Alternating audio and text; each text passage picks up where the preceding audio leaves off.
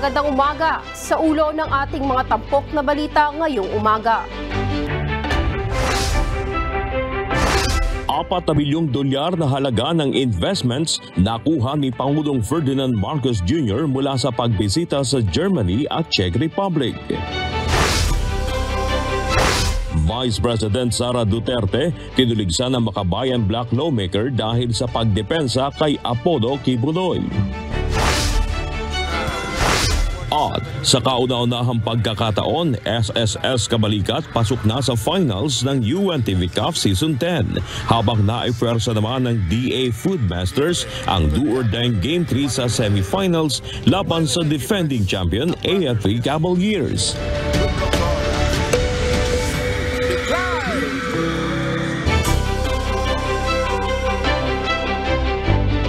Nakauwi na ng Pilipinas si Pangulong Ferdinand Marcos Jr. mula sa kanyang working visit sa Germany at state visit sa Czech Republic.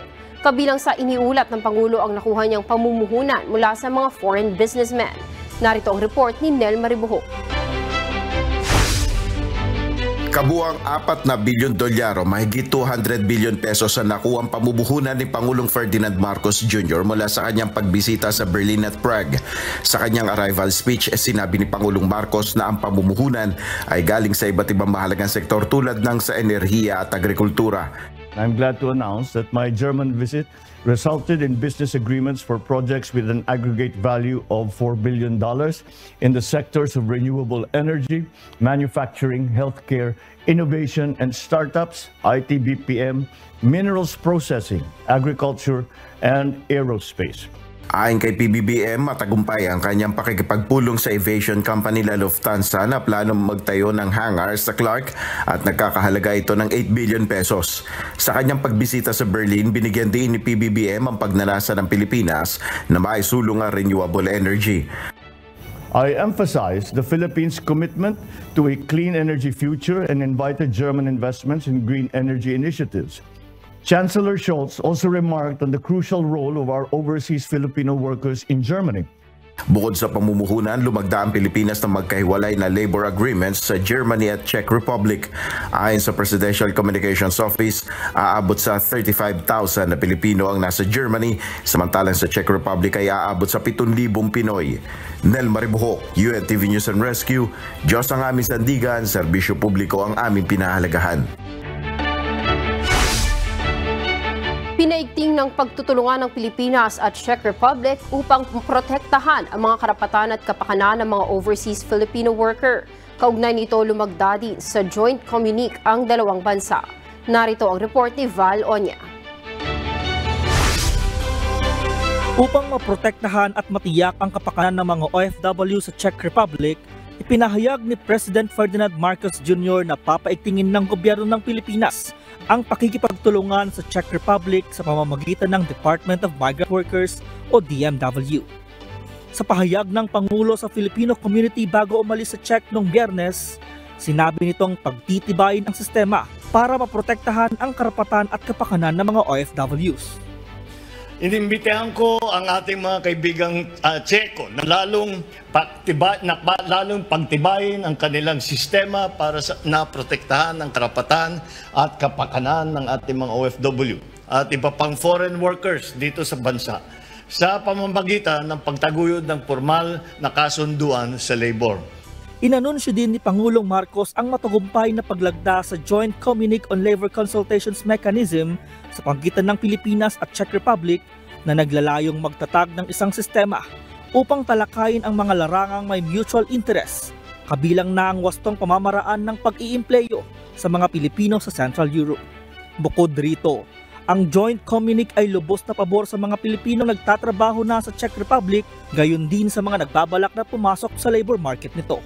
Dagdag ng Pangulo, ang pamahalaan ay nagsusumikap na mapabuti ang kalagayan ng pamumuhay ng mga mamamayan nito sa ilalim ng kampanya ng administrasyon na Bagong Pilipinas at ipinangako na lalong pagagandahin at palalaguin ng ating ekonomiya dahil ito ay karapatan ng bawat Pilipino.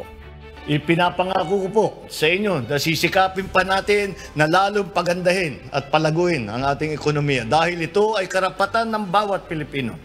At kayo, aking mga kababayan, ay nagsisilbing inspirasyon.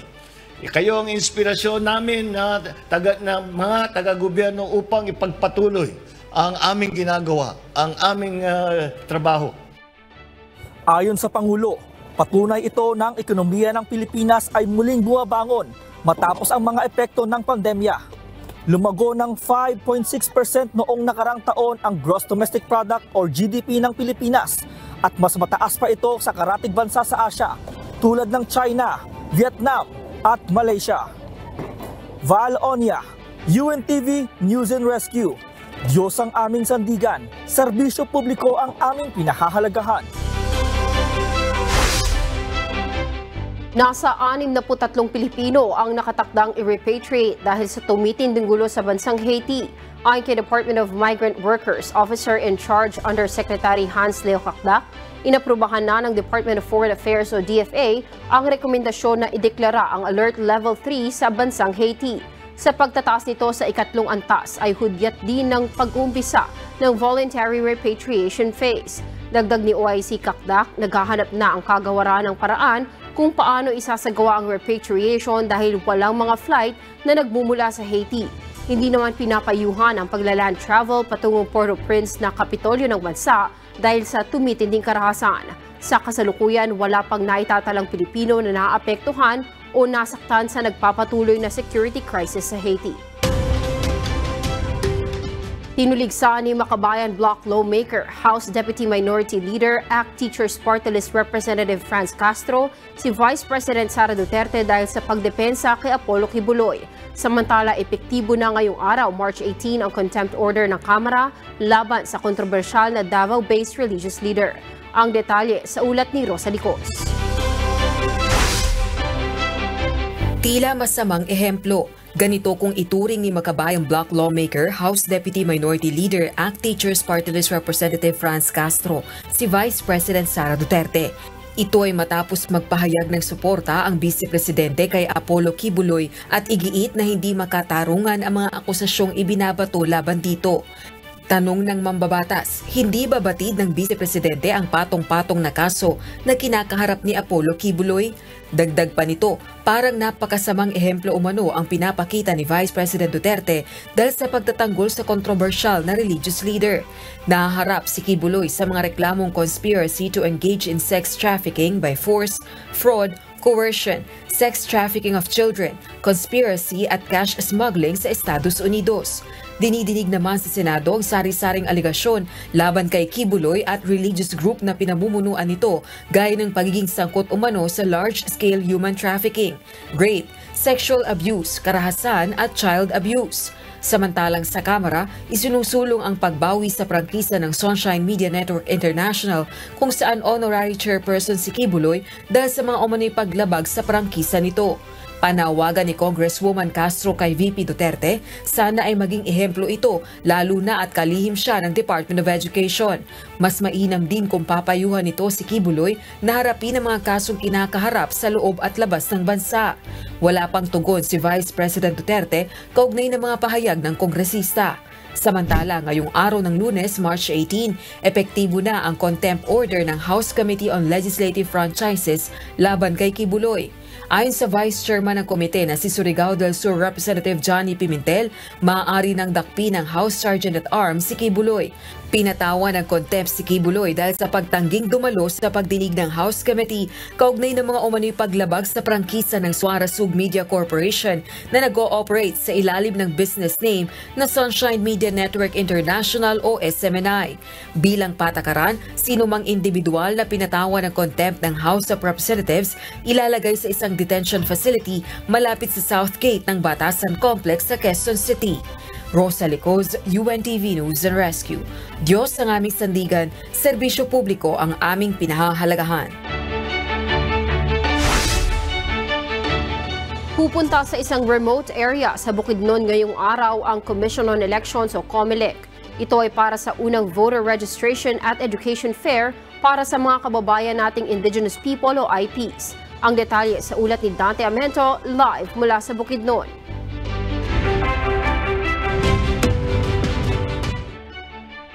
Yes, Dante, good morning. Good morning, Kat. Sa unang pagkakataon nga ay pupuntahan ng Commission on Elections o COMELEC sa pangunguna mismo ni Chairman George Erwin Garcia ang ating mga kababayang tututubo dito sa rehiyon ng Mindanao, partikular na sa isang Indigenous Peoples o IP community sa San Fernando, Bukidnon. Kabilang sa tribo dito, Kat, ay yung tinatawag nilang Tigwahanons at Matigsalog. Bago makarating sa lugar ay kailangan mo ng maglakad at tatawitin ang ilog. Kirima na ito ang kondisyon ay baka sila ay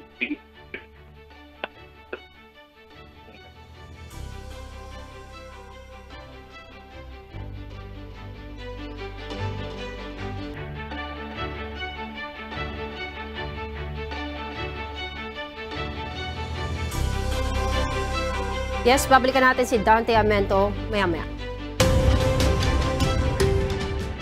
Patuloy na iniimbestigahan ng National Bureau of Investigation o NBI ang issue ng pagkamatay ni dating Bureau of Corrections Deputy Security Officer Ricardo Zulueta na isa sa pangunahing akusado sa pagkamatay ng mamamahayag na si Percy Lapid. Nakakuha na ang NBI ng larawan at fingerprints nito. Narito ang report ni Dante Amento. Agad na ipinutos ng Department of Justice o DOJ sa National Bureau of Investigation o NBI na magsagawa ng malalim na investigasyon kaugnay sa pagkamatay ni Ricardo Zulueta. Ayon kay Justice Secretary Crispin Rimulya, pinag-aaralan pa kung gaano katotoo ang report at hinihintay lang ng kagawaran ang ulat ng NBI hinggil dito. Si Zulueta ay dating Deputy Security Officer ng Bureau of Corrections o Bucor at sinasabing sangkot sa pagpatay sa broadcaster na si Percy Lapid kung saan itinurong utak si dating Bucor Director General Gerald Bantag. Samantala, kinumpirma ni DOJ spokesperson Assistant Secretary Miko Clavano na nakakuha na ang NBI ng larawan at fingerprints sa sinasabing labi ni Zulueta sa pahintulot ng kanyang asawa. Nauna nang hiniling ng pamilya ni Percy Lapid na isailalim sa independent autopsy ang labi ni Zulueta. Si Zulueta ay ilang buwan nang wanted sa batas at mayroon na ring patong sa ulo na 1 milyong piso kaugnay sa pagpatay sa mamamahayag na si Percy Lapid. Dante Amento, UNTV, News and Rescue. Diyos ang aming sandigan, serbisyo publiko ang aming pinahahalagahan. Pipirmahan na ang concession agreement sa pagitan ng gobyerno at ng San Miguel Corporation para sa opisyal na pagsasapribado ng Ninoy Aquino International Airport o NAIA. Ang detalye sa ulat ni JP Nunez. Opisyal nang lalagdaan ngayong Lunes, March 18, ang concession agreement para masimulan ang pagsasapribado ng Ninoy Aquino International Airport o NAIA. Nai-award ito sa consortium ng San Miguel Corporation kung saan bibigyan ng 15 years ang private sector na mag-take over sa operasyon at maintenance ng paliparan.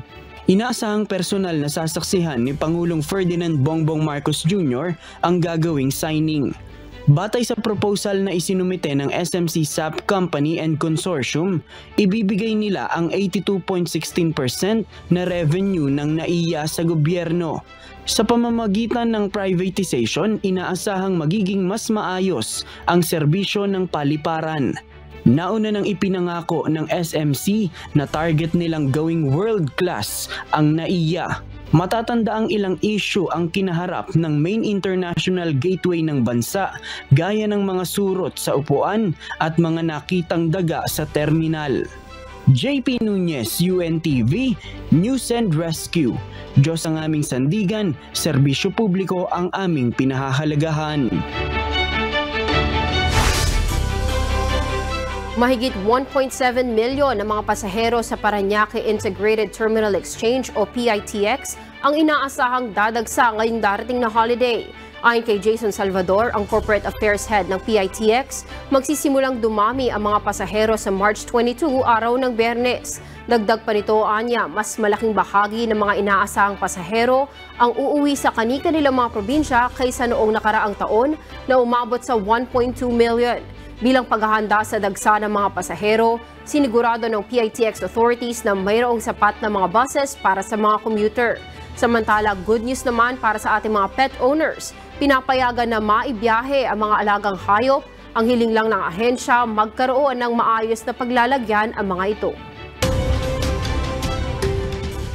Alamin naman natin ang sitwasyon ng trapiko sa oras na ito. Mula sa Cubao, Quezon City, may live report si Harry Ilagan.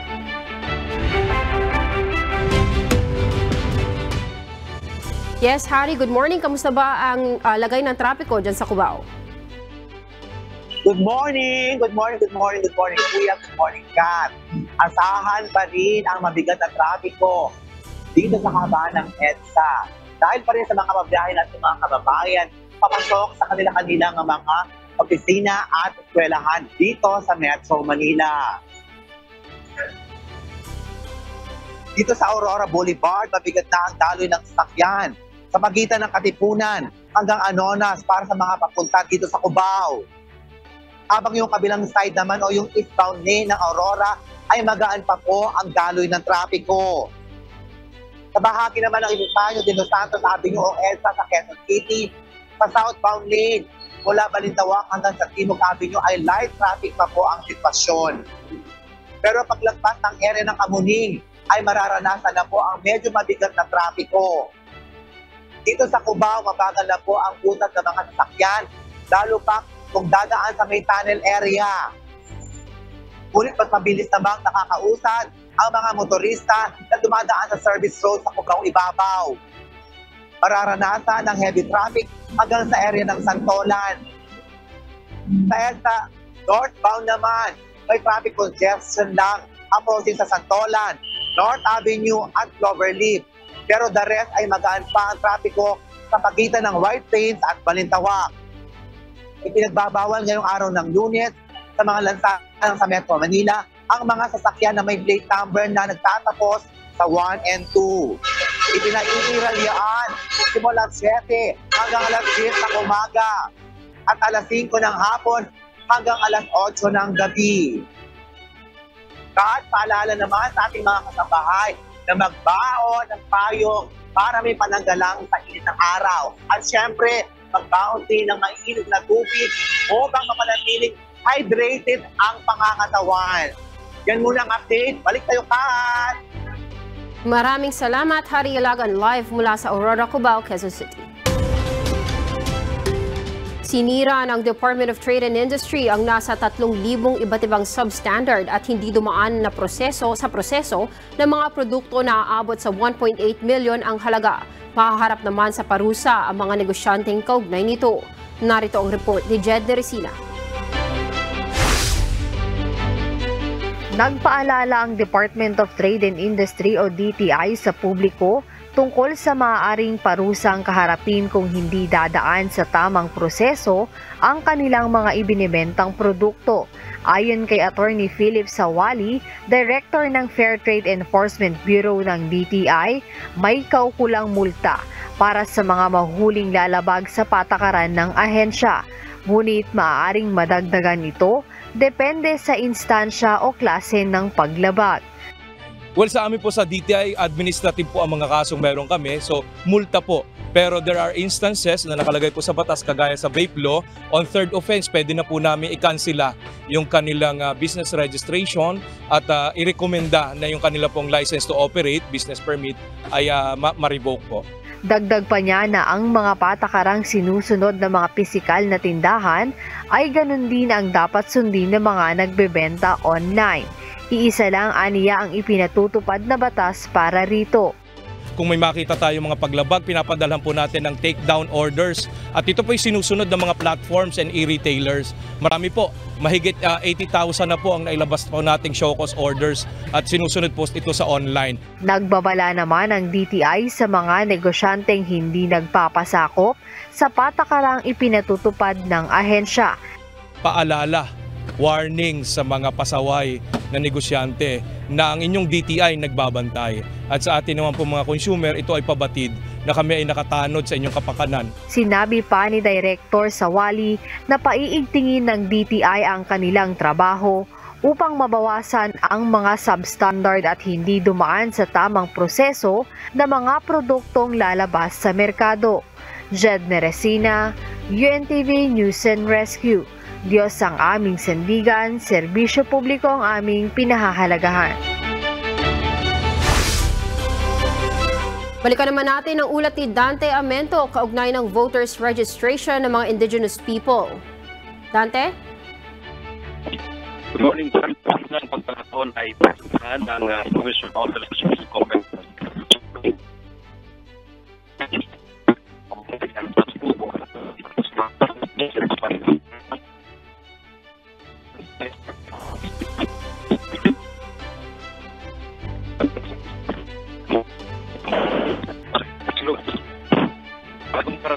lugar ayon sa Comelec ay kailangan ng maglakas.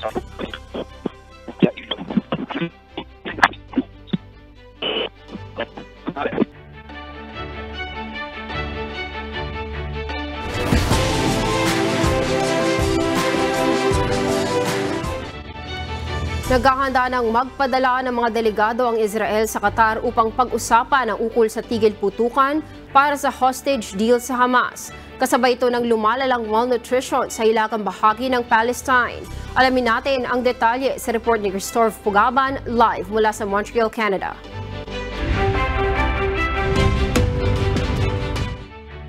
Christopher, good morning.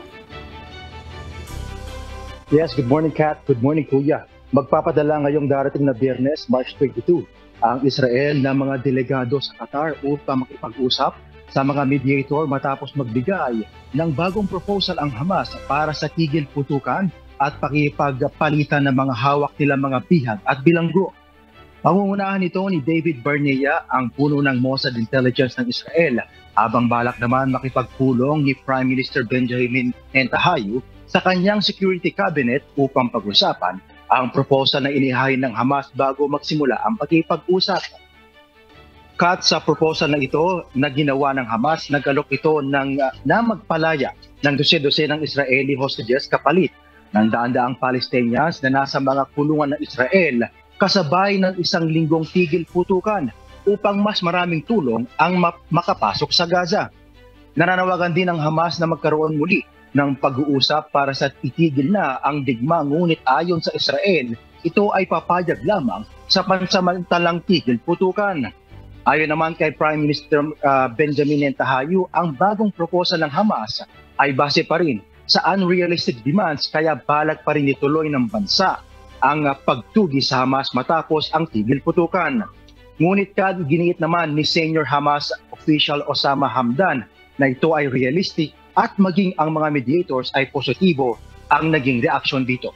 Yan ang latest dito sa ating bansa. Balik sa iyo, Kat.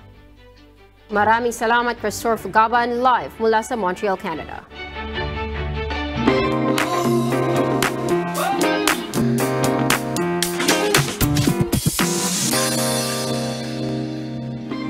Bumida ang mayamang kultura ng La Trinidad Benguet sa pagdiriwang ng Strawberry Festival. Samantala, dessert galore naman ang mga residente at turista sa naturang bayan sa 12,000 strawberry cupcakes na inihanda ng 80 panadero. Ang detalye sa report ni Grace Doctolero. Ipinagdiwang noong Sabado, March 16 sa La Trinidad Benguet ang Strawberry Festival 2024 kung saan tampok ang unique mini floats at makukulay na street dancing na nagpasaya sa mga turista at manonood. Bumidang naggagandahang environment-friendly at strawberry-inspired floats ng mga barangay. Kabilang din ang iba't ibang uri ng bulaklak kasabay ang makukulay na costume at cultural dance ng drum and lyre corps at ng mga lumahok sa open category. Ang La Trinidad na first-class municipality at capital ng lalawigan ng Benguet na tinaguri ang Salad Bowl of the Philippines ang siyang bagsakan angkatan ng highland vegetables na ibinibiyahe patungo sa iba't ibang bahagi ng Luzon. Kilala rin ang bayan sa pagiging rose capital of the Philippines at producer ng iba't ibang uri ng bulaklak. It's very amazing, especially we saw that kids very talented po sila and then naipapakita po natin yung culture natin. Very energetic po yung mga kids and mostly may mga cultural dances po. Pinapakita nila yung culture ng La Trinidad, like pinapakita nila yung how strawberry is very important. Ang Strawberry Field ang nangungunang tourist destination sa lugar na nagpaunlad sa ekonomiya ng bayan, lalong-lalo na ang mga produkto mula sa strawberry na siyang One Town One Product o OTOP ng La Trinidad. Happy Strawberry Festival 2024! Strawberry cupcake dito, strawberry cupcake doon. Strawberry cake is everywhere.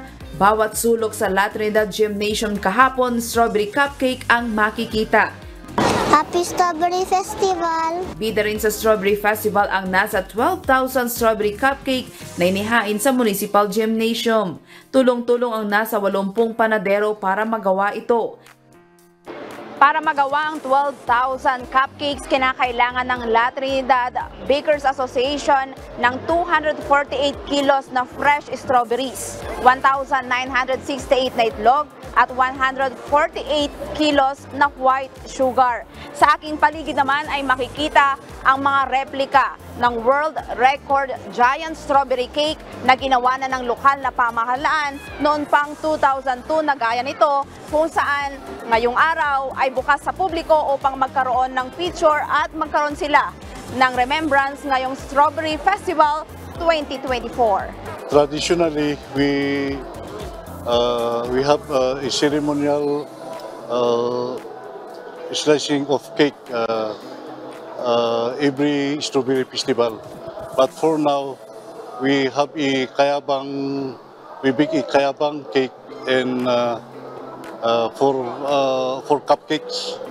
And of course, to this strawberry festival, we have a big replica for the Strawberry Festival 2002 to 2023.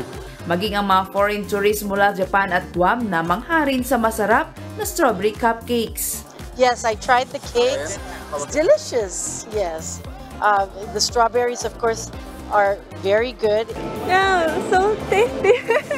Tasty. Yeah, it's good. Yeah, strawberry is good. Libre ang cupcake sa unang 100 bisita. March 20, 2004 nang masungkit ng La Trinidad Benguet ang Guinness Book of World Record para sa giant strawberry cake na tumimbang ng mahigit 9,000 kilo na pinagsaluhan ng 10,000 individual. Happy Strawberry Festival! Grace Dr. Leroy, UNTV News and Rescue. Diyos ang aming sandigan, serbisyo publiko ang aming pinahahalagahan.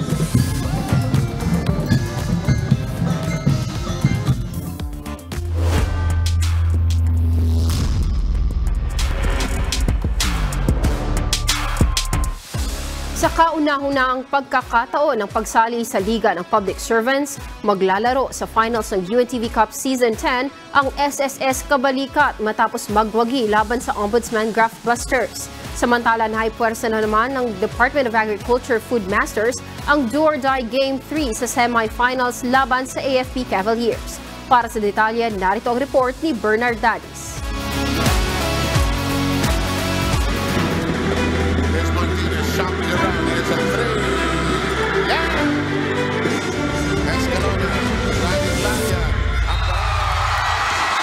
And the SSS will be in the finals. Hindi na pinayagan pang makahirit ng do-or-die Game 3 ng SSS Kabalikat ang Ombudsman Graftbusters sa Game 2 ng Best of 3 Series ng semifinals ng UNTV Cup Season 10 na ginanap sa Nova Desi Convention Center sa Quezon City kahapon. First quarter, 11 points agad ang banat ni Samuel Ignacio para idikta ang momentum ng Ombudsman. Kontrolado rin ng Graftbusters ang boards 17 versus 5 ng Kabalikat para ilista ang 9 points advantage 30-21.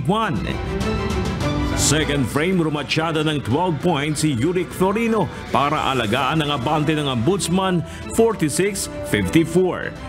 Third kanto, mainit pa rin sa Florino, scoring additional 9 points na natiling dominado ng Graftbusters ang rebounds at assist, kaya naman na magapa sa 12 points ang lamang ng Ombudsman, 63-76. Last quarter, 5 points agad sa first minute ang buwelta ng SSS sa pangunguna ng 3 points ni Daniel Martinez. 8 puntos na lang ang lamang ng Ombudsman. Subalit napangat ulit sa double digit ang abante ng Ombudsman. Nabuhayan ng crowd ng SSS under 5 minutes and 41 seconds mark courtesy ng corner 3-pointer ni Martinez. 2 puntos na lang ang hinahabol ng Kabalikat, 84-82. Nasundan pa ito ng steal ni Maki Escalona plus convert sa quick 2, tabla na sa 84 points. Last 3 minutes and 44 seconds na agaw na ng SSS ang kalamangan dahil sa N1 play ni Maki Escalona, 89-86. Umangat pa sa 7 points ang abante ng SSS after ng kanilang 7-0 run. Sinubukan pa sana ng Ombudsman na makahirit ng overtime, subalit nagmintis ang 3-point attempt ni Paul Ladja. Saktong tumunog na ang buzzer sa final score na 99-96. Panalo ang SSS. Best player of the game sina Maki Escalona na humakot ng 23 points, 1 rebound, 6 na assist at 5 steals. At si Daniel Martinez na kumamada ng 10 points, 3 rebounds at steals. Well, kasi yung teaching ko kasi sa team, depensa muna bago offense. So that's why nagagalit ako eh. Sabi ko, susunod yung offense pag nag-depensa tayo. That's why nung naka-depensa kami, sumunod na yung offense. Sabi ko, just relax, just play defense. Offense will follow. Well, nagkaroon kami ng mga lapses sa depensa. And we give credit to SSS. Talagang hindi sila puntitaw all throughout yung game. At yun nga, na-maximize pa rin nila yung weapon nila, which is yung outside shooting. Anyway, we gone too far, guys. Dito kami. Diba? Si Ombudsman is masaya. Kasi hindi lahat nakakapunta rito sa semifinals round na to. Samantala, haharap pa sa battle for third place ang Ombudsman Grapbusters sa kung sino ang matatalo sa laban ng AFP Cavaliers at DA Food Masters.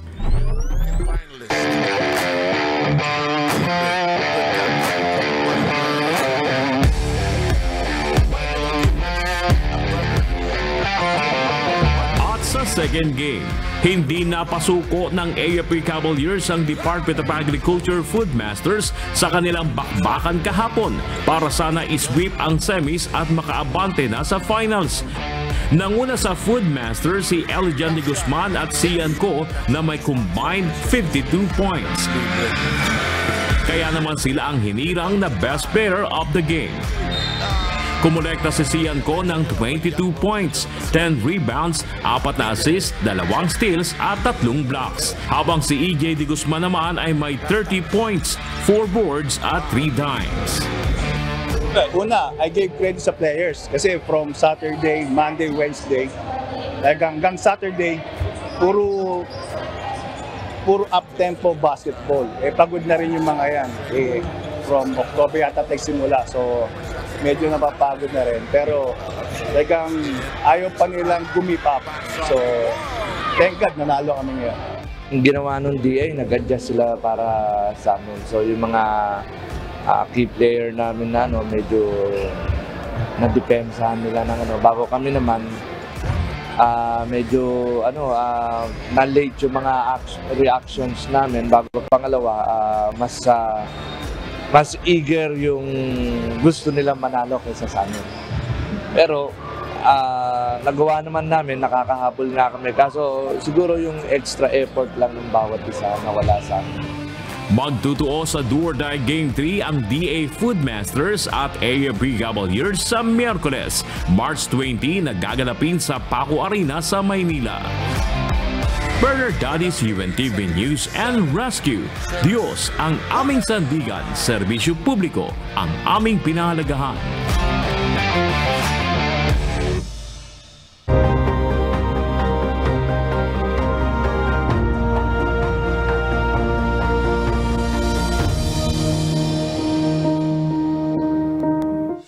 Isang mass blood donation drive ang muling isinagawa ng Members Church of God International Albay Chapter para sa mga nangangailangang pasyente sa lalawigan. Narito ang report ni Ryan Salatandon. Sa layunin na makatugon sa pangangailangan ng mga kapwa-tao, partikular na sa mga pasyenteng naghahanap ng dugo, muling nagsagawa ang Members Church of God International o MCGI ng isang mass bloodletting activity sa probinsya ng Albay. Idinaos ang nasabing aktibidad sa SM City Legazpi kung saan nakalikom ang grupo ng nasa 79 bags ng dugo na inaasahang makadurugtong sa buhay ng maraming pasyente sa lalawigan. Katuwang sa naturang blood donation drive ang Department of Health Bicol, Philippine Army, BFP, UNTV News and Rescue at ang SMCT Legazpi. 9 years na tayo magka-partner and we are very grateful for that. Na sana huwag kayo magsawa.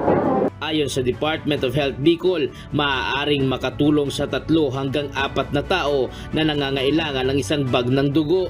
Lubos naman ang saya at kagalakan ng blood donors na maging kabahagi ng ganitong gawain. Ito'y advocacy ng ating kuya na ang paggawa ng mabuti ay hindi magbubunga ng masama. Alam natin, lalo na tigit dito po sa BRTTH po na nangangailangan po ng maraming dugo, mga kapwa nating tao. Samantala, nagpapasalamat naman ang mga naging katuwang sa isinagawang blood donation activity. Hindi natin masusukat. Pero po talagang napakalaking tulong. Lalong-lalo na po, pag may mga lean months kami, yung ibig sabihin, kulang yung dugo namin, I always ask MCGI for help. Sa ngayon, nagpapatuloy pa rin ang suporta ng MCGI sa advokasya na inumpisahan ni na Brother Eli Soriano at Kuya Daniel Rason na makapagbigay ng dugo sa kapwa-taong nangangailangan sa Pilipinas at sa iba't ibang bansa. Ryan Salatandol, UNTV, News and Rescue. Diyos ang aming sandigan, serbisyo publiko ang aming pinahahalagahan. At sa ating iiwang mga salita ng Diyos na ating sandigan. Mula sa Book of James chapter 2 verse 20 na nagsasabi, "But wilt thou know, O vain man, that faith without works is dead?" Tatapwat ibig mo bagang maalaman o taong walang kabuluhan na ang pananampalataya na walang mga gawa ay baog?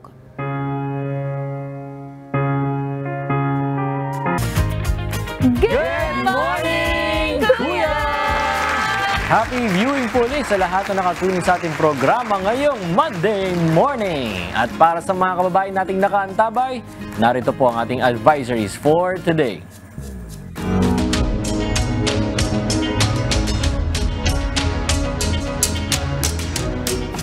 Sa mga kasambahay nating motorista na nag-aabang ng update sa presyo ng mga produktong petrolyo, not so good news po dahil magpapatupad ng oil price increase ang mga kumpanya ng langis ngayong linggo. Batay sa estimate ng oil industry players, tataas ng 10 hanggang 40 sentimos ang presyo ng kada litro ng gasolina. Samantalang ang presyo naman ng diesel at kerosene ay inaasahang madaragdagan ng hanggang 10 sentimos kada litro. Oh man! Oh man! Hindi naman ganun kalaki. Hindi laki. Pero maganda nga sa mga ganitong pagkakataon, no? Sa mga sasakyan natin, kung motorman o mga four wheels, kailangan talaga kabisado natin yung mga sasakyan natin sa kung ilan ba yung capacity ng tangke ng gasolina, ilan ba yung fuel economy, kumbaga ilang kilometro ba ang kayang takbuhin ng sasakyan mo bawat litro para matansya mo kung nakakatipid ka ba, kasi minsan may mga habits din sa mga drivers na nakakadagdag ng fuel consumption eh. Kaya para malaman ko nyari, pa-full tank ka. Tapos lista mo yung nasa odometer mo kung ilang gaano kalayo na itakbo mo. Tapos ibawas mo dun sa pagka nagpa-full tank ka ulit, ibawas mo para malaman mo kung gaano ka laki ba yung ginagastos mo per week para ma-budget mo, kasi sa mga ganitong mga adjustments, 'di ba? Ngayon maliit pa. Pero pagka lumaki, 'di ba, minsan may mga balita tayo na ang laki bigla ng mga talon ng ng presyo. Ngayon po ng pa lang, centavos pa lang, siguro pwede nating simulan na maglista at masaya tayo na ma-adjust natin yung fuel consumption natin para hindi tayo, minsan kasi baka nalulugi na tayo, hindi natin alam. Yung budget natin for the whole month na kunyari, diba, may gas allowance ka for the month.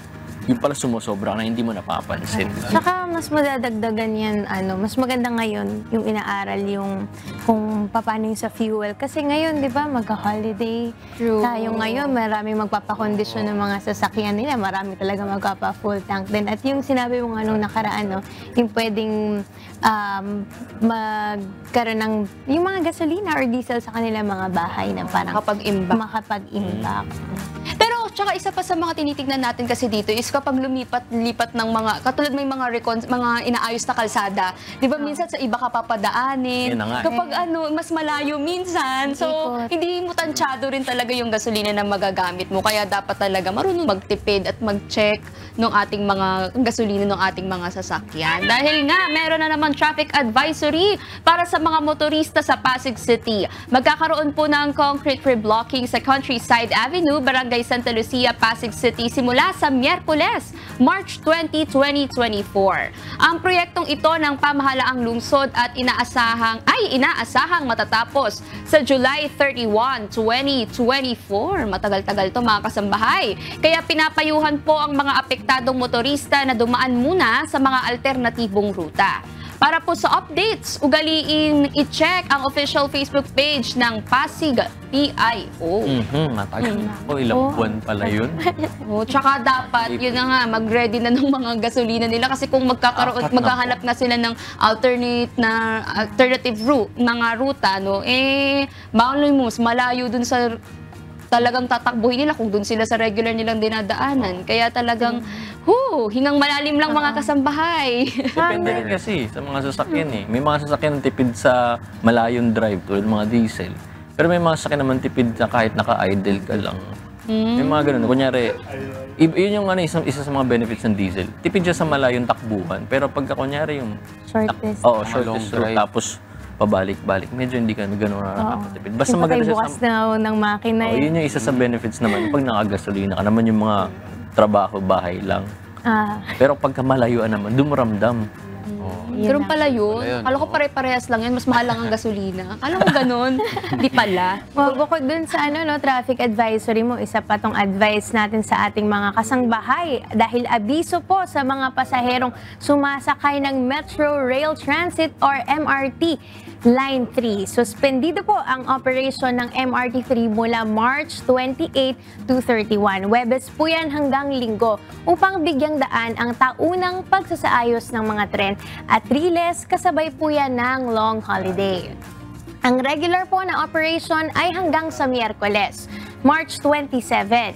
9:30 p.m. po ang last trip mula North Avenue Station habang 10:09 p.m. po naman mula Taft Avenue Station. Muling magbabalik po ang operation ng MRT 3 sa araw po yan ng Lunes din, April 1, at ang unang biyahe po nito ay 4:30 a.m. mula North Avenue Station at 5:05 a.m. naman mula Taft Avenue Station. So, kasi may nakita rin ako mga schedules ng ibang mga malls naman. Kasi hindi rin natin may iwasan na may ibang mga malls pa na bukas. So, feeling ko yung mga iba nating mga kasangbahay, mga pasahero, so sakay pa rin sila ng MRT. Pero maigi na meron tayong advisory ngayon dito na hindi available po ang March 28 hanggang 31 na biyahe. Pero karamihan naman, kasi may mga schedules din naman sa mga malls din. Siyempre, mga nagtatrabaho. Sarado naman yung mga kanilang pagtatrabahuan. So, feeling ko rin naman, marami rin naman sa mga Pilipino, nasa bahay lang. Wala rin naman talagang gagamit na masyado ng MRT siguro. Pero na lang sa ibang mga public transportation. Pero yun po maganda, may advice ng MRT 3 na ahead of time. At since MRT 3 yan, ito naman job alert naman po sa mga kababayan nating naghahanap ng trabaho. Naghahanap po ang Department of Transportation Railway sector ng mga qualified and competent individuals para sa mga bakanteng job order at contract of service positions. Kabilang sa mga bakanteng position ay ang mga sumusunod: Accounting Officer 1, Accounting Officer 2, Accounting Officer 3, Civil Engineer 1, Geodetic Engineer 1, Geodetic Engineer 2, Geodetic Engineer 3, Monitoring and Evaluation Officer 2, Monitoring and Evaluation Officer 3, at Project Evaluation Officer 1. Sa mga interesado pong aplikante, ipadala lamang po ang inyong curriculum vitae sa careers@dotrailways.com.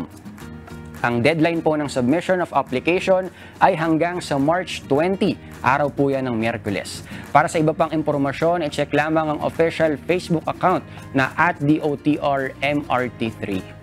More on mga professional ang hinahanap nila dito, mga engineers, accounting. Tsaka mga requirements din, ay make sure natin kasi may mga nare-require ng civil service examination. So, kaya i-make sure din natin. And i-check po natin yung page na DOTRMRT3. i-make sure din po natin na yung blue check para malaman natin verified yung page na legit na info yung makuha natin. Yes, that's right, Ian. Good news naman tayo sa mga senior citizens sa Pasay City dahil sinimulan na pong ipamahagi ng lokal na pamahalaan ngayong buwan ang inyong social pension para sa second semester of 2023. Para sa mga lolo at lola na ipinanganak sa buwan ng Mayo, ngayong Lunes na po ang inyong schedule kung kayo ay nakatira sa Barangay 120 to 171. Bukas naman, mga kasambahay, March 19 ang mga taga-barangay 172 to 182 at 184 to 200. Para naman po sa mga ipinanganak ng buwan ng Hunyo dyan, sa March 20 po pwedeng makuha ang pensyon ninyo o ng mga residente ng barangay 1 to 59. Sa March 21, araw ng Huwebes naman sa barangay 60 to 119. At sa March 22, ang schedule naman po ng mga senior citizens sa barangay 120 to 171 at sa March 25 naman ang mga taga-barangay 172 to 182 at 184 to 200. Maaari pong kunin ang inyong social pension sa Office of the Senior Citizens Affairs mula alas 9 ng umaga hanggang alas 4 po yan ng hapon. Kaya huwag pong kalimutang dalhin ang requirements sa pag-claim ng inyong pong mga pensions. Kung ang senior citizen ang mismong kukuha, ang kailangan nyo pong dalhin ay photocopy ng Pasay OSCA ID. Pero kung authorized representative naman po kayo, kailangan nyo pong magdala ng authorization letter, photocopy ng valid government-issued ID ng authorized representative, at ang original Pasay OSCA ID ng senior citizen na kukuhanan po ninyo. Para sa mga katanungan, makipag-ugnayan lamang po sa tanggapan ng OSCA mula Lunes hanggang Biyernes, 8 a.m. to 5 p.m. sa mga numerong 88040976 o 88467703 o kaya naman sa Pasay City Public Information Office. Naku, sana na-screenshot ng mga authorized representatives o kaya ng mga senior citizens natin kung marunong sila yung mga barangay at saka yung date kung kailan nila makukuha yung pension nila. O kaya balikan lang nila tong video na to later. Maganda rin naman kasi dami ng araw ng schedule 20 hanggang 25 ng March po yan. Paki-double check na lang yung ilang mga details para di po tayo magkamali sa pagpunta natin doon. Diba? At good news naman po sa mga proud Makatizens. Extended po ang oras ng operasyon ng ilang health centers sa Makati City. Kabilang na po ang Bangkal Health Center, Poblacion Health Center, Kasilawan Health Center at Guadalupe Nuevo Health Center. Bukas po ang mga ito mula alas 6 ng umaga hanggang alas 10 po ng gabi. Lunes hanggang Biyernes para po yan sa lahat ng residente ng Makati at mga Embo residents. Libre po ang consultation dito. Pumunta lamang sa pinakamalapit na health center sa inyong lugar o tumawag po o mag-email para magpa-schedule ng inyong appointment. Actually, maganda rin ito po mga kasangbahayo. Meron pong naka-flash sa ating screen na QR code. Pwede nyo na po itong i-scan sa mga kasangbahay po natin na taga Makati para po makapagpa-schedule kayo. At saka meron ding nakalagay sa page nila kasi may mga Makatizens na nagtatanong kung pwede daw kung libre daw ba talaga lahat. Libre naman po, pero merong ilan lang daw po na parang may bayad. For example, yung mga laboratory tests. So baka yun po ay kailangan yung i-prepare na pera. Pero karamihan po sa mga check-up naman talaga ay libre po. Maganda talaga na alam natin kung saan yung pinaka-accessible ng mga health centers natin. Di ba nabanggit ng ilang mga doctors natin na guest dito na sa mga pagkakataon na may nararamdaman talaga, kunyari, lalo na mga bata. Maganda na maipapacheck agad natin sa health centers kaysa yung parang manghuhula pa tayo at papatagalin pa natin. Kasi available naman yung mga health centers at ngayon nga, pinahaba pa natin yung operation hours nila para mas accessible para sa lahat. Mga kasambahay, magbalik tanong naman tayo sa ating kasaysayan. Kilala nyo ba kung sino ang taong nakapagsagawa ng kauna-unahang spacewalk sa kasaysayan? Yan ay walang iba kundi ang Soviet cosmonaut na si Alexei Leonov. Naganap ang kauna-unahang spacewalk na itinuturing na most iconic event sa kasaysayan noong 1965. Balikan natin ang pangyayaring ito sa ating Today in History.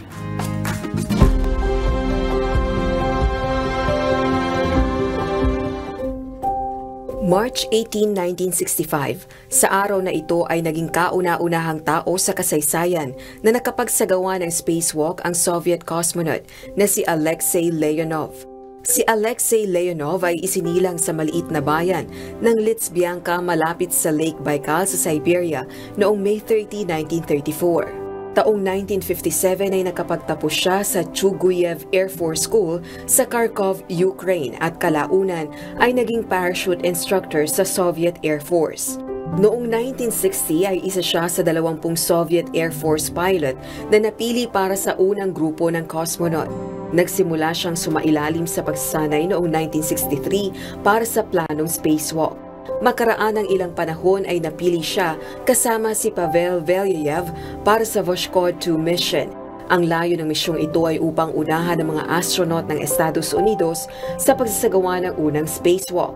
Inunsad ang Voshchod 2 noong March 18, 1965 sa Baikonur Cosmodrome at ligtas na nakarating sa space. Pagkatapos na makumpleto ang unang Earth orbit ay lumabas mula sa spacecraft si Alexei Leonov at matagumpay na nakapagsagawa ng spacewalk sa loob ng 12 minuto. Pagbalik sa spacecraft ay nahirapang makapasok si Leonov dahil sa matinding pressure kaya napilitan siyang magbawas ng inner pressure sa kanyang spacesuit para makakilos ng maayos at maisara ang airlock. Sila ay nakabalik sa Earth noong March 19, 1965 at ang kanilang capsule ay bumagsak sa isang kagubatan sa hilagang bahagi ng Russia.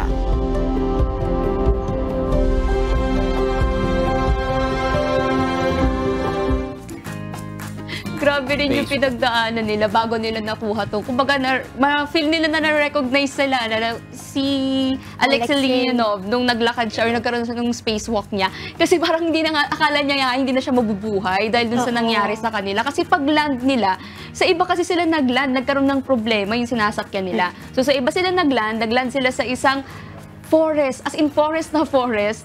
Tapos, ang daming wolves, ang daming bears, tapos may snowstorm. So, sila nung kasama niya, parang iniisip nila kung makakasurvive pa ba sila doon, hinahanap ba sila nung mga kasama nila. Buti na lang, nung ikalawang araw nila doon, sa area na yun, kung nasaan sila bumagsak, nahanap sila. Kasi kung hindi na daw nila talaga parang kakayanan din yung lamig. Tapos, syempre, hindi ka rin basta-basta makagalaw dahil nga, ang dami rin nakapalibot sa yung mga ganong klase ng mga animal. So, talagang akala din nila, kahit nagawa na nila yung spacewalk, akala naman nila, hindi na sila makakabalik or makakabalik dun sa mga pamilya nila, hindi na nila mafe-feel na ma-recognize sila. Pero buti na lang, na-awardan din naman siya, di ba? After nung mga pinagdaanan niyang yun, in-awardan naman din siya ng Soviet Union. Parang isang award dun nga sa ginawa niyang spacewalk. Kasi ang pinaka-dream niya talaga is maging unang tao na makapaglakad, makapunta sa moon. Eh alam naman natin, iba yung nakakuha nun, di ba? Si Neil Armstrong. Yun daw talaga yung pinaka-goal niya. So naghanap din talaga siya ng iba niyang gusto pang maging goal para marusulat din siya sa history.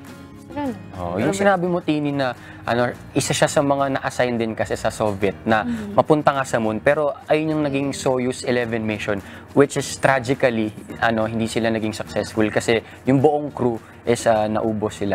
May yung re-entry, nagkaroon silang re-entry na problema. Kaya doon sana siya naka-schedule na makapunta. Pero yun nga, ang ganda rin ng mga naging contribution niya. Tapos after niya nga mag-spacewalk, ang laki daw nung feedback niya when it comes to procedures nga sa pag-spacewalk, tsaka yung tamang pag-maneuver ng spacesuit. Kaya napaganon ako. Yung tamang pag-maneuver ng spacesuit. Tsaka after nun, naging siya, ang ganda ng mga naging position niya sa mga Soviet space program na nagtuturo na siya. Kasi syempre, isa siya sa mga kumbaga, isa nga siya sa mga nag-spacewalk. Kumbaga, malaki yung contribution niya when it comes to space program. Kaya after noon, naging rin naman siya, naging author and painter siya. Tapos, sinishare na doon yung experiences niya sa space. Kaya ang cool ng ginawa niya. Pero yun talaga kasi yung passion niya. Arts talaga yung passion niya. Na hindi niya lang talaga na pursue. Kasi nga, kulang sila ng financially, incapable sila nung panahon na yun. At ang nakuha niya lang ay yung pag-aaral dun sa pagpalipad ng eroplano kasi yun yung mas accessible sa kanila. Yung achievement niya na nakapag-spacewalk siya, very significant. Akala natin kasi parang ano ngayon kung nakapag-spacewalk siya. Yeah. Very significant siya kasi nga usually yung mga lumalabas lang sa atmosphere ng Earth, puro yung mga spaceship, di ba? Yung mga bakal, ganun. Kasi yun lang yung makakakaya ng vacuum ng space. Di ba yung space, siya? Vacuum siya, wala siyang pressure. Ang problema kapag ganun, tao tayo, pag na-expose tayo sa vacuum ng space, hindi tayo, ang mangyayari, hindi siya, tulad, kunyari sa dagat, di ba, nararamdaman pag lumulubog ka, mabigat yung pakiramdam. Sa space naman, opposite naman nun, para ka naman nag-e-expand, para kang pinapalobo. Ganun yung pakiramdam. Kaya yung ginawa niya, di ba, nung lumabas siya, naramdaman niya parang lumolobo nga yung suit niya. Dahil nga nag-e-expand yung gas sa loob ng suit niya. Kung ano yung supply niya ng hangin, nag-e-expand. Hindi siya makagalaw kasi nga parang lobo lang siya na malaki, na maga yung suit niya. Yun yung nangyayari. Kaya ang ginawa niya, nag-release siya ng pressure. Pero yung ginawa niya na yun, risky din talaga yun, yung ginawa niya. Hindi ko alam kung protocol talaga nila yun or siya lang yung nag-decide na itong gagawin niya para makabalik siya. Pero nakakatakot. Yun, i-imagine ko yung yung experience niya na yun na parang hindi naman siya trained. Kasi ewan ko parang may mga space training yung mga cosmonaut. Pero sa mga ganong situations, hindi ka naman trained para mag-decide on the fly na parang ito ang kailangan mong gawin pagka ganito ang nangyari. So yung ginawa niya na yun na parang, very risky. Pero at least naman, nakabalik siya. Kasi nakakatakot kapag tawag din parang nawala yung tether mo dun sa spacecraft nyo. Kasi sinil Kasi nga, sinili siya sa labas di ba yun ang ginawa? Nung nag-spacewalk siya, nakasealed. So talagang, kung anong mangyari sa'yo dyan, wala kami magagawa. Nakaseal tayo sa isa't isa. Sabi niya nga, sa sobrang tahimik daw, kahit yung heartbeat niya naririnig niya nung nandun siya sa labas. Pero yung nabanggit mo na into arts talaga siya. Actually, meron siyang ginawa na artwork na parang considered siya na first artwork created in space. Yun yung POV niya nung sunrise nung nandun sila sa loob ng spacecraft niya. Tapos sinama yun sa Science Museum sa London. Nagkaroon kasi ng exhibition ng mga artifacts ng mga cosmonauts. Tapos isa yan sa furniture nila.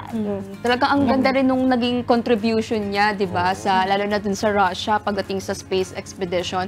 Kaya naging trainer din siya, di ba? Kumbaga nagturo din siya ng mga susunod sa kanya. Dapat naman talaga, kung ikaw yung susunod sa kanya, makinig ka para may matutunan ka. Kasi ang dami niyang mga na-experience na nakakaiba rin, di ba? Na mga first nga sinasabi nila. Kaya dapat nakikinig tayo dun sa mga mas matatanda sa atin, yung mas may experience. Kasi sabi nga nila, di ba, laging makikinig sa mga payo ng matatanda. Dahil kung karanasan ng pag-uusapan, nako, hindi tayo mananalo dahil papunta pa lang tayo, pabalik na sila. Kaya naman, tinanong natin ang ilan nating mga kasambahay kung ano ang may papayo nila sa younger generations ngayon. Panoorin natin ang kanilang viewpoint.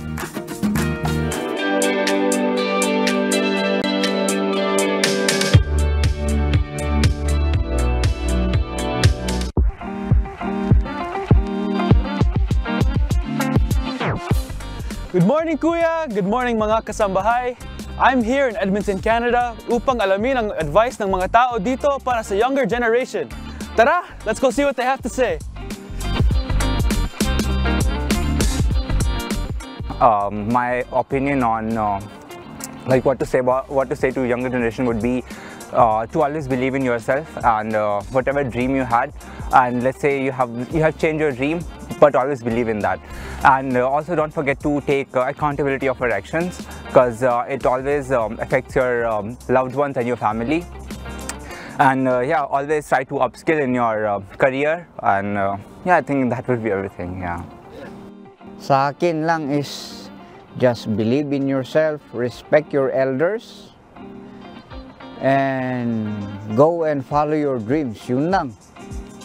Respeto at believe sa sarili na kaya mong gawin. You will achieve your dream. Get an education. Be kind to yourself. Respect your elders. Travel the world. And your ambitions will change as well. So don't hesitate to start one place, and you will adjust to your learning, your knowledge. Try. Don't be afraid to try. And it's okay to fail. If you fail, it's a good learning tool. Probably, I would suggest finding a career which you like, you can enjoy, and that you can do for probably a long period of time. These days, more and more people seem to be spending more time at work. So if you're going to be spending more time at work, then you should probably enjoy it. I've heard of many people who've gotten jobs where they make a lot of money, but they hate their jobs. Look for ways that you can distress and ways you can improve your life. Talking to friends, developing a group of people you can talk to regularly, a support group. So I'd say don't think anything's impossible. I think, as vague as it sounds, follow your dreams. I think it's really important to take your ideas and what makes those ideas unique and sort of share that with the world. Because there's only one of each of us, right? We're all unique individuals, and I think taking your unique ideas and putting them out there, even if you don't think they're unique. Don't be afraid of failure. Failure is probably the greatest teacher, I'd say. When you fail, it feels bad, but it really helps you see where you might have gone wrong and where you can improve on. So I'd say don't be afraid of failure. Take your idea and run with it, even if you don't think it'll work, right? Because it can be a learning experience for even somebody else. And that could be sort of your, what you contribute to the world as well. Try as hard as you can because you don't know where an opportunity might be waiting. I look back a lot of the time and I look at what I used to do and what sort of the better habits I have now. And if I just had that when I was younger, I feel like I would be in a lot more of a successful place than I am right now. But that's what I'd say, yeah. Well, I would advise them to just go after opportunities so they don't regret it in the future. And even if they're kind of shy, try to just go for it, talk to many people, make new friends. I think one advice I would give them is try to be positive and try to look into the positive sides. Even there's many challenges. As like an international student, I always face challenges, but going through it with a positive energy, I think that really helped me.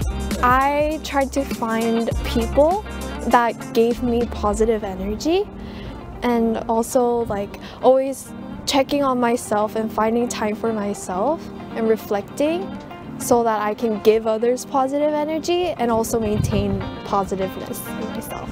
Go find help. Like, they shouldn't be afraid. No one will judge them. We all want to help each other, so I want to tell them don't be afraid to ask for help. And yeah. What I did is I tried to find something that I'm thankful for, and being thankful for even the smallest things in your life, you can just, I don't know, I got positive energies just thinking about the goodness that is going on in my life. Even like just the smallest things, like waking up every morning, like that's such a blessing. At yan, kasambahay, narinig po natin ang advice ng elder generation para sa younger generation. I'm Juan Poliarco para sa ating Viewpoints.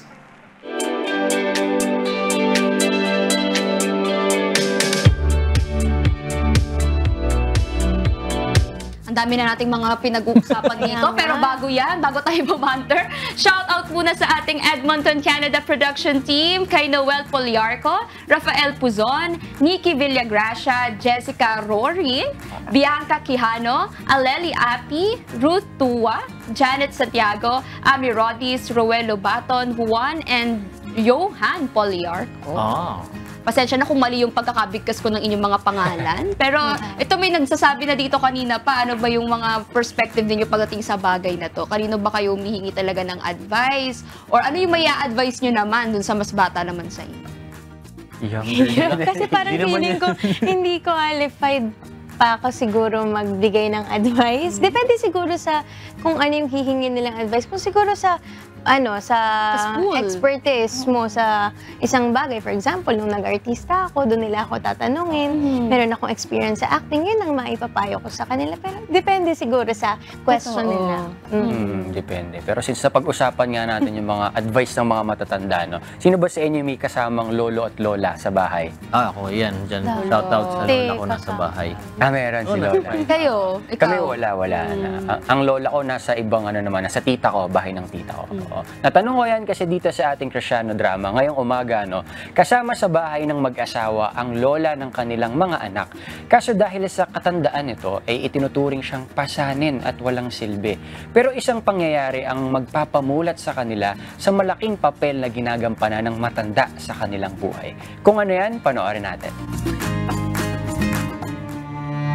Dami-dami kong ginagawa eh. Ano, pinagpasubuan?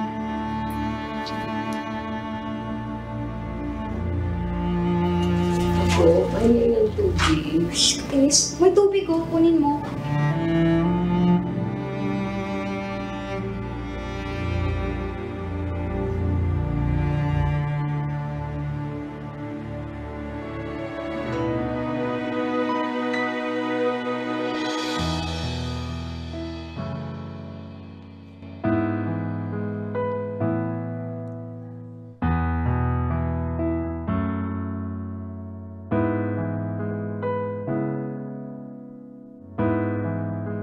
Lola, alam niyo po ba kanina sa school, ang dami kong naging bagong kaibigan.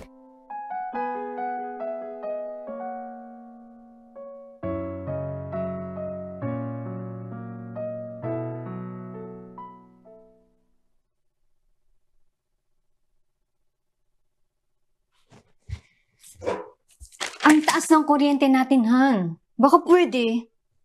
Huwag muna tayong gumamit ng aircon. Mahirapan si Mama. Alam mo namang matanda na yun. Lalo yung maitang panahon, gagawa nila ako ng paraan. Yun ang lagi sinasabi mo, gagawa ng paraan. Pero ano? Pa! Mikay! Si Cheska! Ang taas ng lagnat, sobrang init. Tara na po! Ito, bili! Bilisan natin. Si Cheska. Dali! Cheska. Ano? Asal na po. Tara! Dali natin sa ospital! Dali!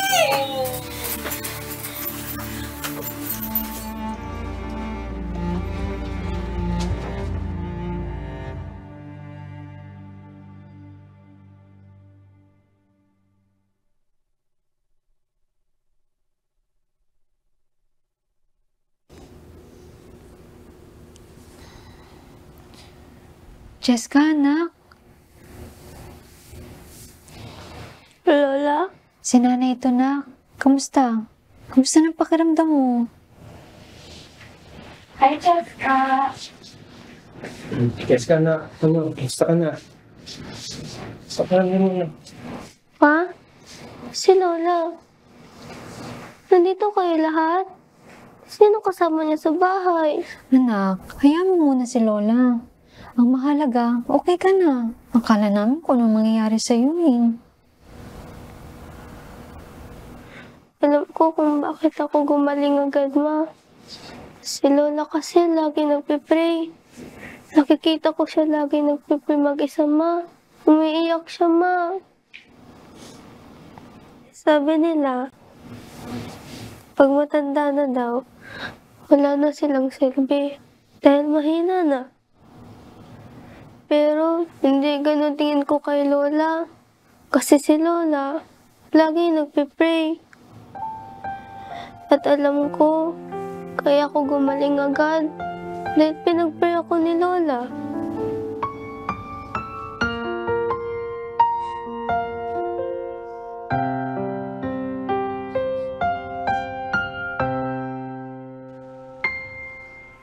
Lola.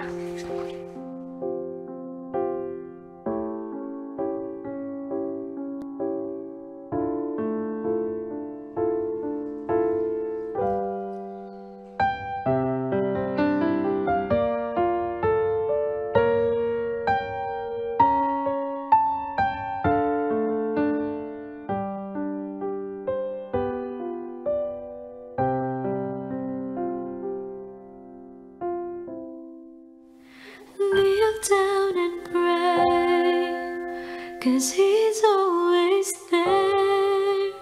He knows your heart, don't go astray. Ang matuwid ay nagsidaing at dininig ng Panginoon at iniligtas sila sa lahat nilang mga kabagabagan. Awit 34:17. Huwag kayong mga balisa sa anumang bagay, kundi sa lahat ng mga bagay, sa pamamagitan ng panalangin at daing na may pagpapasalamat, ay ipakilala ninyo ang inyong mga kahilingan sa Diyos. Filipos 4:6. Ano nga ito? Mananalangin ako sa Espiritu. At mananalangin din naman ako sa pag-iisip. Aawit ako sa espiritu at aawit din naman ako sa pag-iisip. Unang Korinto 14:15.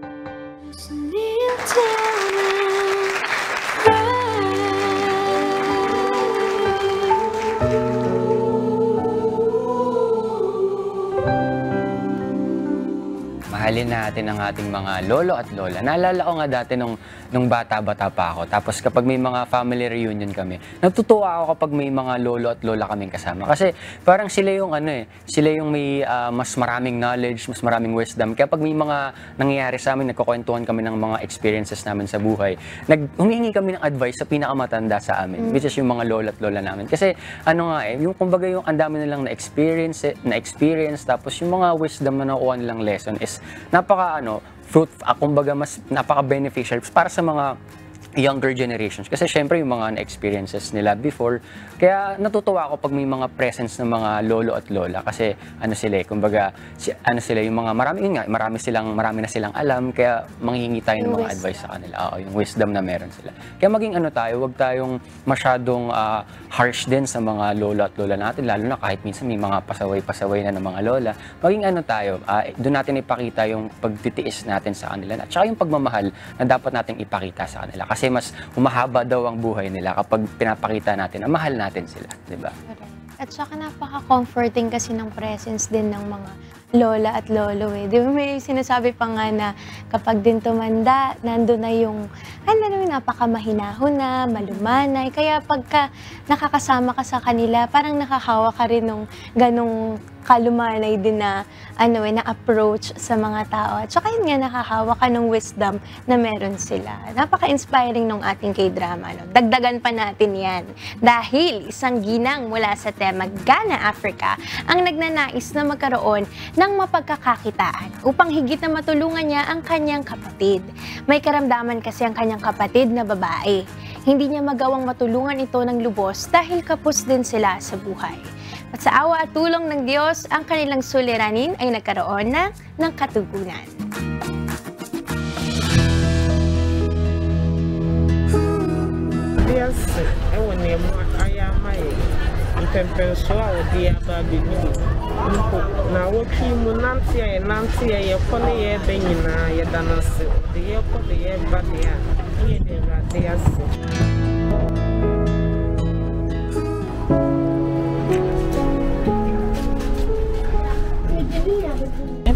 About 8 months, getting to be 1 year.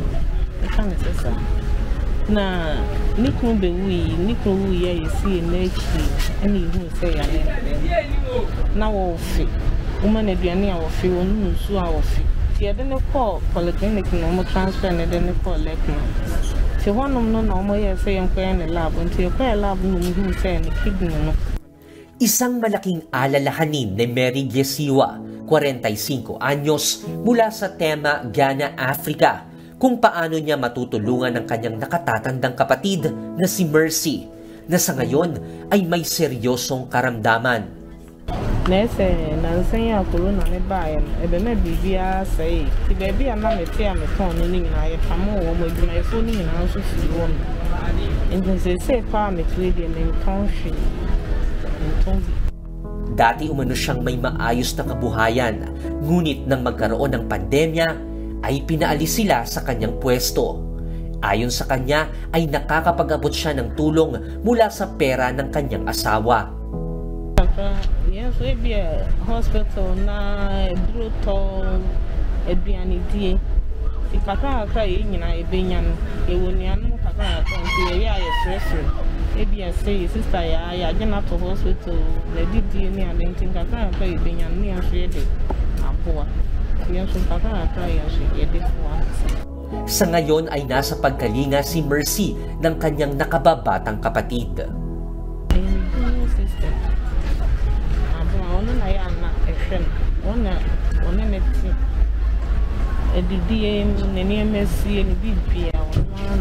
Dahil sa kanyang kalagayan ngayon sa buhay, kaya't naglakas ng loob si Mary na lumapit sa MCGI upang idulog ang kanyang munting kahilingan. Mihu say mo ye bibi ebi ma mi sister bi a mo boa no niku.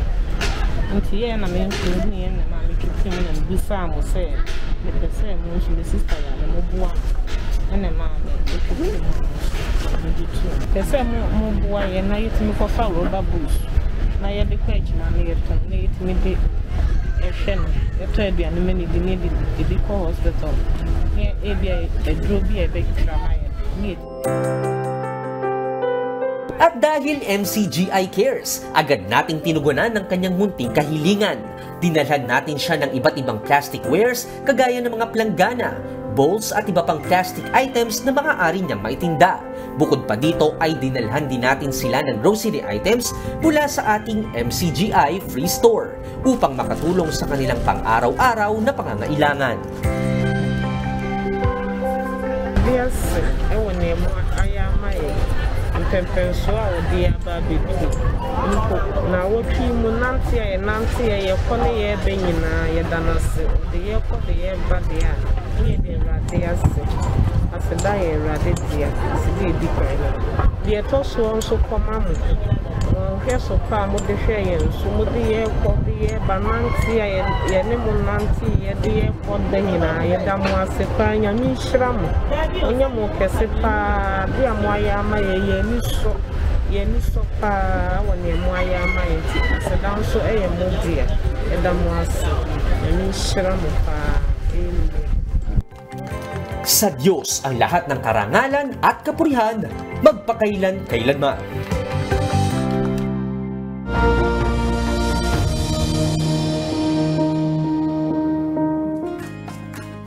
Nakakatuwa yung sinabi ng ginang na kaya daw niya nalaman yung MCGI at kaya siya na humingi ng tulong dito sa atin kasi meron siyang nakita na tinulungan din dun sa kapitbahay nila. So napaka-importante talaga ng mga pagkilos na ginagawa natin. No? Dahil parang di naman kasi natin nilalagay sa isip natin na kailangan talagang parang ipangalandakan natin to sa iba. Dahil atin naman, lagi nating sinasabi na kaya natin to ginagawa sa pagsunod at saka para mabigyang parangalan ang Diyos, diba? Pero yung nakikita ng ibang tao na mabuting gawa, napakahalaga din kasi dito natin makikita na meron pala silang pwedeng hinga ng tulong, na pwede nilang i-reach out, na hindi sila mahihiya, na parang okay lang nalapitan kami kasi mararamdaman mo na maganda yung kalooban ng mga tao ito.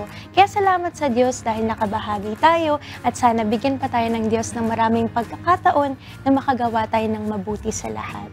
Salamat. Kaya sabi nga rin sa Biblia, di ba, lumiwanag na gayon ng inyong ilaw, di ba? Eh kung tatakpan mo, di mo ipapakita, hindi makikita yung liwanag mo. Kaya pinapakita natin siya para tularan ng iba, yung mabuti nating ginagawa. Hindi dahil sa gusto nating magparangalan ng ating mga sarili or pakita natin, magpakitang tao, ika nga niya. Yun yung purpose. Kasi gagawa ka ng free store, libreng sakit, tapos di mo naman ipapaalam. Paano sila makapunta sa libreng sakit at free store at MCGI clinic natin, di ba? More on yung dahilan kung ba't natin ginagawa. Yun yung importante. Ginagawa natin yun para ba sa sarili natin? O dahil ginagawa natin yun dahil sumusunod tayo sa Diyos para magbigay ng karangalan to God. Yung glory lahat na ginagawa natin. Hindi sa atin, hindi na-attribute na salamat kay Ian Miranda. Salamat sa Diyos lagi yung pinapahawaan. Diba? That's right. Of course, batiin naman natin, Dr. Joseph Lee would like to thank Genesis Organic Spirulina. Para laging malusog, masigla at malakas ang buong family, mag-Genesis Organic Spirulina. Ang Genesis Organic Spirulina ay isang uri ng superfood na siksik sa protina, vitamins at antioxidants na kailangan ng ating katawan. Ito ay 100% organic and natural at walang malansang amoy kaya sigurado kang high quality. Siguraduhin may complete nutrition ka everyday with a trusted superfood, Genesis Organic Spirulina. For increase in orders, contact 0977-688-5730. Also available online and selected Mercury Drug outlets. At binabati rin natin ang happy 26th birthday sa isa sa masisipag nating video editor, si Brad Gideon! Happy birthday, Gids! Happy birthday po! Happy birthday, Kuya Gids! At binabati ko din ang happy 7th anniversary si Brad Paulo Dasal. Happy 7th po, Brad Pau! At sengil tsukahamnida sa aking Ate MJ Cordova. Happy birthday po, Ate MJ! And we would like to thank Lindeson Gas Corporation, your partner for all industrial and special gases needs. Their other products include regulators, welding and cutting outfit, centralized supply and manifold system, and pipeline installation. For inquiries, please contact them at 8824-0867 and 8824-9360. Yes, and we would also like to thank Pag-ibig Fund. Mas malaki ang contribution, mas malaki ang ipon. I'm getting the Pag-ibig I deserve. Pag-ibig regular savings, top up na. Good morning din and thank you sa Bella Skin Beauty Lounge. They are located at 17 Scout Ibardolaza Street, Diliman, Quezon City. For appointments and inquiries, you may call them at 0916-288-0308 or message them on their Facebook and Instagram at bellaskin.qc. Thank you po, Ms. Ann Cruz, and to all the staff of their QC branch. Stop wishing you had great skin and get it. Relax and let Bella Skin Beauty Lounge take care of your skin. To all women out there, it's time for your early breast screening. You may visit Asian Breast Center located at the 8th floor of Centuria Medical Makati, located in Kalayaan Avenue, corner Salamanca Street, Barangay Poblacion, Makati City. The center is open Monday to Friday from 9 a.m. to 4 p.m. except holidays. To get the best level of care, you can book an appointment by calling their mobile number at 0917-127-3278 or send inquiries through email ask.abc@asianbreastcenter.com. For more details, you can visit their Facebook page at Asian Breast Center PH. The Asian Breast Center emphasizes that breast cancer is curable and treatments are affordable when detected and diagnosed early. Happy Monday, mga kasambahay! Yes! Maraming salamat po ulit sa lahat ng mga nanood sa atin simula kanina sa ating Rise and Shine segment with Kuya Daniel. Bukas, magkita-kita tayo muli, God willing, dito lamang sa Good Morning, Kuya!